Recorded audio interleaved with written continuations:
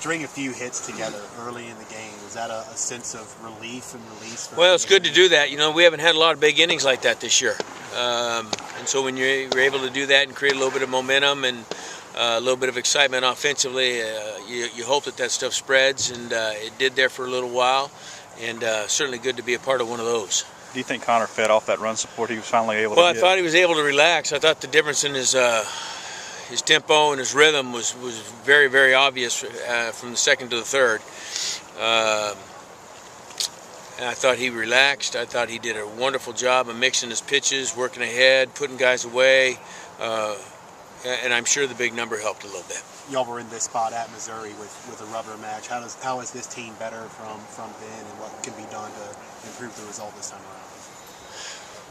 Well, once again, you know, pretty stark difference between how we approached Game 1 and Game 2 today. We need to approach Game 3 as we did the first game today.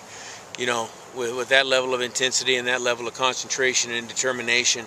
I thought we had really good at-bats early on, and so to answer your question, we need to bring that to Game 3 tomorrow. In terms of how it relates to Missouri's Game 3 or LSU's Game 3, I think just the fact that it's time for us to win a conference weekend, and we got to play well, you know, and that starts with competitive at-bats, clean defense, and a starting pitcher that pounds the bottom of the strike zone. So that's what we need to do tomorrow.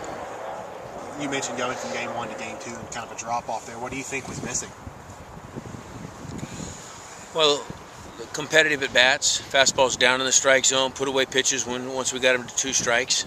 Those things certainly weren't as clean in the second game as they were in the first. Was Ethan just going too deep into counts earlier in that game, got his pitch count up?